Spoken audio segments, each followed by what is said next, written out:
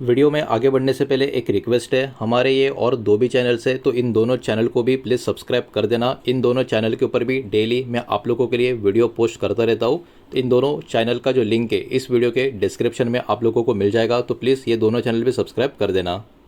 तो चलिए आगे बढ़ते हैं हमारे आज के दिन के तीसरे वीडियो की तरफ। इंडिया का ग्रीन एनर्जी सेगमेंट से कनेक्टेड एक बहुत ही बड़ा अपडेट यहाँ पर निकल कर आ रहा है, उसको यहाँ पर हम देखेंगे। और इसके पहले भी दो वीडियो हम पब्लिश कर चुके हैं, उनको नहीं देखा तो चाहिए तो चैनल के वीडियो सेक्शन में जाकर उनको आप देख सकते हो। तो यहाँ पर एक्चुअली राज्य के हिसाब से इन्वेस्टमेंट लोन का कनेक्शन ग्रीन एनर्जी का जो गोल है उसको कंप्लीट करने के लिए लिया जा रहा है, उसके बारे में अपडेट यहाँ पर हमको देखने को मिल रही है।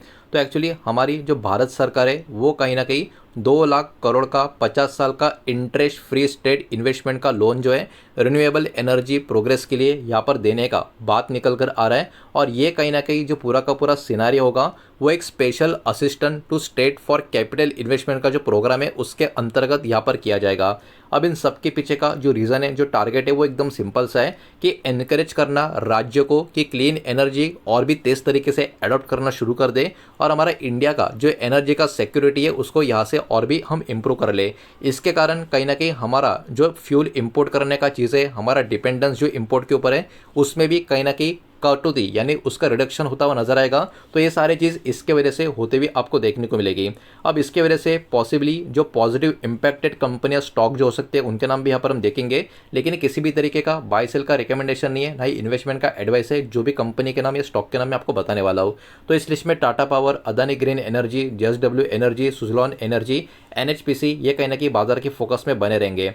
अब इसके साथ साथ फोकस जो है डोमेस्टिक सोलर मैन्युफैक्चरिंग के ऊपर भी यहाँ पर बनता हुआ जा रहा है, बिकॉज इंडिया चाहता है कि हमारा डिपेंडेंस चाइना के ऊपर से काफ़ी कम हो जाए, खास करके सोलर का जो रॉ मटेरियल है उसको लेके। अब ये देखिए कंट्रीज कहीं ना कहीं इंपोर्ट कर रहे हैं इंपॉर्टेंट मटेरियल, जैसे कि हम बात कर रहे हैं कि पॉलीसिलिकॉन की बात करें, इनगोट्स की बात करें, वेफर्स की बात करें, ये अभी भी हम इंपोर्ट करते हुए नजर आएंगे। लेकिन इंडिया के पास ऑलरेडी अच्छा खासा सोलर का जो मॉड्यूल्स की बात करें या सोलर के सेल का मैन्युफैक्चरिंग का कैपेसिटी की बात करें, ये अभी के टाइम पे हमको देखने को मिलेगा। लेकिन अर्ली स्टेज का जो कंपोनेंट्स है वो अभी भी कमज़ोर यहाँ पर हमारे कंट्री में नज़र आ रहा है। तो इसी की वजह से चाइना के ऊपर अभी भी हमको थोड़ा बहुत डिपेंडेंस यहाँ पर देखने को मिल रहा है। अब इसमें कुछ कुछ चैलेंज भी आपको देखने को मिलेंगे, जैसे इंडिया में इलेक्ट्रिसिटी का जो कॉस्ट है वो हाई आपको देखने को मिलेगा। मजबूत ग्लोबल कंपटीशन भी नजर आएगा, खास करके चाइना की तरफ से ही। और जो कमर्शियल स्केल है प्रोडक्शन का, फैसिलिटीज़ का, वो भी काफ़ी लिमिटेड अभी के टाइम पे हमारे कंट्री पे देखने को मिलेगा।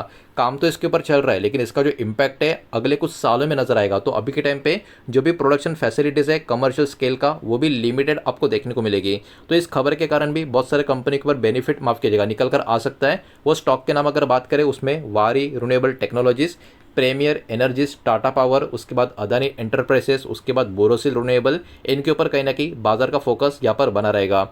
इतना ही नहीं, इसके अलावा ग्रिड का जो पेनल्टीज़ है रिन्यूएबल डेवलपर्स के लिए उसमें भी कहीं ना कहीं आने वाले समय में और भी ज़्यादा स्ट्रिक्टनेस यानी आप कह सकते हो थोड़ा सा उसके ऊपर और भी ज़्यादा फोकस ज़्यादा किया जाएगा ताकि कोई गड़बड़ी ना हो। रिन्यूएबल एनर्जी के जो डेवलपर्स है कहीं ना कहीं यहाँ पर आने वाले समय में स्ट्रिक्ट पेनल्टीज फेस करते हुए नजर आ सकते हैं अगर पावर सप्लाई का कोई डिविएशंस वहाँ पर होता है तो ये पर्टिकुलर रूल की वजह से कहीं ना कहीं कंपनियां थोड़ी बहुत डर में तो रहेगी, लेकिन ये ओवरऑल जो वेस्टेज है एनर्जी का उसके लिए बहुत ही बड़ा स्टेप अभी के टाइम पे यहाँ पर माना जा रहा है। और ये जो नया रूल है ये वाला, ये कहीं ना कहीं पूरी तरीके से अप्लाई किया जाएगा अप्रैल 2027 से, ये बात भी यहाँ पर निकल कर आ रही है। और ये रूल जो है कहीं ना कहीं सोलर फार्म्स के ऊपर, विंड पावर प्रोजेक्ट जो है इनके ऊपर इम्पैक्ट करता हुआ नजर आएगा।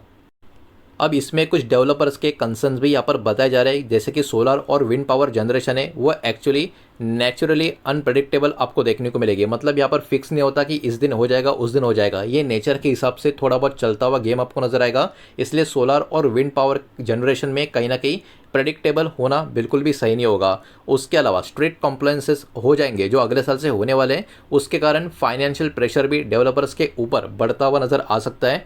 कुछ कुछ इंडस्ट्री के जो प्लेयर है उनमें ये डर भी बना हुआ है कि कहीं ना कहीं यहाँ पर इन्वेस्टर का कॉन्फिडेंस भी उनके कंपनी के ऊपर से कम होता हुआ देखने को मिल गया, तो वहाँ पर भी एक अलग से फाइनेंशियल प्रॉब्लम उनको फेस करने पड़ सकते हैं। इसके कारण बहुत सारे जो कंपनियां हैं वो थोड़ा सेंसिटिव रेंज में यहाँ पर बनी रह सकती है, जिसमें Adani green energy, Suzlon energy, Inox wine और जेएसडब्ल्यू एनर्जी कंपनी जो है वो कहीं ना कहीं इस खबर की वजह से बाजार के फोकस में बनी रहेगी।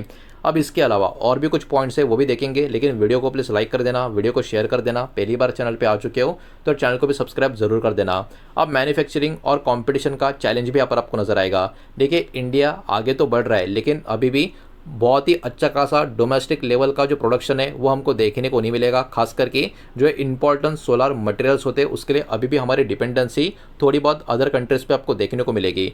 तो बहुत ज़्यादा डिपेंडेंसी इंपोर्ट के ऊपर जो बनी हुई है वो अभी के टाइम पे बहुत बड़ा खतरा है, बिकॉज जियोपॉलिटिकल टेंशंस कभी भी कुछ भी होता जा रहा है और आजकल कंट्री खुद का ही आप कह सकते हो प्रोटेक्शन सबसे पहले देख रही है। तो ये भी एक बहुत बड़ा रिस्क अभी के टाइम पे आने वाले समय के लिए देखने को मिल सकता है। कंपनीज को कहीं ना कहीं मार्जिन का प्रेशर भी भुगतना पड़ सकता है, प्रोडक्शन का कॉस्ट भी इनका ऊपर जा सकता है और कॉम्पिटिटिव प्राइसिंग का चैलेंज भी कंपनी के सामने रह सकता है। तो इसके कारण ये जो कंपनियां ये भी फोकस में रहेगी, जिसमें Adani green energy, Tata power, वारी रिन्यूएबल टेक्नोलॉजी, ये वाली कंपनियां भी कहीं ना कहीं बाजार की फोकस में इन कारण बनी रहेगी और मार्केट कहीं ना कहीं यहाँ पर बहुत सारी चीज़ों को ऑब्जर्व करने का कोशिश करेगा, जिसमें कुछ रिन्यूएबल एनर्जी कंपनी जो है करंटली बहुत ज़्यादा हाई वैल्यूएशन पे भी ट्रेड करते हुए आपको देखने को मिलेंगे। तो इन्वेस्टर्स कहीं ना कहीं उनका जो डेप्थ लेवल है, कंपनी का जो प्रॉफिट का ग्रोथ है, गवर्नमेंट का पॉलिसी किस तरीके से चेंज होता है वो अफेक्ट होता है इन कंपनी को, इसके ऊपर ध्यान रखेंगे। साथ ही साथ प्रोजेक्ट का एग्जीक्यूशन भविष्य में किस तरीके से कंपनियां कर पाती है, नहीं कर पाती है, डिले होता है या नहीं होता है, इनके ऊपर भी इन्वेस्टर का कहीं ना कहीं फोकस यहाँ पर बना रहेगा। हालांकि लॉन्ग टर्म का आउटलुक इंडिया का रिन्यूएबल एनर्जी का जो सेक्टर है उसके लिए कैसा है, इंडिया का टारगेट है 500 gigawatt non fossil fuel power का कैपेसिटी तक रीच करना 2030 तक। और लॉन्ग टर्म का ग्रोथ ड्राइवर्स में कहीं ना कहीं इलेक्ट्रिसिटी का डिमांड जो बढ़ रहा है वो एक फोकस बना रहेगा। गवर्नमेंट का सपोर्ट कैसा है ये फोकस में रहेगा और लोअर रिन्यूएबल एनर्जी का कॉस्ट किस तरीके से हम मेंटेन कर पाते नहीं कर पाते ये भी फोकस में यहाँ पर बना रहेगा। उसके साथ साथ क्लीन एनर्जी इंफ्रा का जो एक्सपांशन का काम हमारे कंट्री में चल रहा है बड़े लेवल पे, इसके ऊपर भी कहीं ना कहीं फोकस किया जाएगा। तो यहाँ पर इस इंडस्ट्री के जो इन्वेस्टर्स है वो कहीं ना कहीं क्या ध्यान देंगे, डोमेस्टिक सोलर सप्लाई चेन का ग्रोथ ठीक तरीके से हो रहा है या नहीं हो रहा है, नया मैन्युफैक्चरिंग इन्वेस्टमेंट आ रहा है या नहीं आ रहा है, क्लैरिटी भी चाहिए रिन्यूएबल एनर्जी का जो रेगुलेशन है उसमें किस तरीके से होती है आगे चल के, ग्रिड मैनेजमेंट का इंप्रूवमेंट। ग्रिड वाला चीज़ मैंने कल या परसों अलग अलग वीडियो के माध्यम से बता दिया है कि अभी के टाइम पे ग्रिड कितना इंपॉर्टेंट पार्ट बन चुका है हमारे कंट्री में इस इंडस्ट्री के लिए, बिकॉज हम ज़रूरत से ज़्यादा यहाँ पर एनर्जी जनरेट कर रहे हैं और बाकी की एनर्जी हमारी वेस्ट हो रही है। तो ग्रिड इसमें बहुत बड़ा रोल प्ले कर रहा है, इसलिए ग्रिड का मैनेजमेंट का इंप्रूवमेंट कहीं ना कहीं बहुत ही बड़ा फैक्टर अगले कुछ सालों के लिए हमारे कंट्री में बना रहेगा। साथ ही साथ सोलर एंड स्टोरेज के लिए टेक्नोलॉजी का एडवांसमेंट भी किस तरीके से होता है ये वाली चीज़ भी यहाँ पर बनी रहेगी। ओवरऑल मार्केट के व्यू की बात करें तो रिन्यूएबल एनर्जी कहीं ना कहीं लॉन्ग टर्म ग्रोथ का थीम अभी भी हमारे कंट्री में यहाँ पर बना हुआ है। पॉलिसी का सपोर्ट यानी गवर्नमेंट पॉलिसी का कोई भी सपोर्ट इधर और मिल जाता है तो इस सेक्टर के लिए ये पॉजिटिव वाली बात हो जाएगी। लेकिन कंपनी को रेगुलेटरी रिस्क का सामना भी करना पड़ेगा, हाई कंपटीशन तो हमेशा रहेगा ही, एग्जीक्यूशन के चैलेंज भी बने रहेंगे और वैल्यूएशन का कंसर्न भी अभी के टाइम पे भी बना हुआ है और ये आगे भी बना रहेगा। तो ये चीज़ों के ऊपर भी कहीं ना कहीं बाजार बहुत ज़्यादा डीप फोकस करके बैठेगा। तो यही सारा डेटा इस वीडियो के माध्यम से आपके सामने प्रेजेंट करना था, बिकॉज ये खबर अपने आप में काफ़ी बढ़िया और काफ़ी डिटेल हमको देखने को मिल रही थी और ये सारा का सारा डेटा एजुकेशनल इन्फॉर्मेशनल पर्पस के हिसाब से ये किसी भी तरीके का इन्वेस्टमेंट का एडवाइस या स्टॉक का रिकमेंडेशन मैंने आपको दिया नहीं है और ना ही मैं आपको दे रहा हूँ, ये बात भी यहाँ पर आप ध्यान में रखें। उम्मीद करता हूँ वीडियो समझ आया होगा, पसंद आया होगा तो वीडियो को लाइक करें, दोस्तों शेयर करें, पहली बार चैनल पे आ चुके हो तो सब्सक्राइब भी कर देना और कोई भी स्टॉक में निवेश करने से पहले खुद की स्टडी रिसर्च जरूर करें, फाइनेंशियल एडवाइजर की सलाह जरूर ले। मिलते हैं नेक्स्ट वीडियो में, धन्यवाद।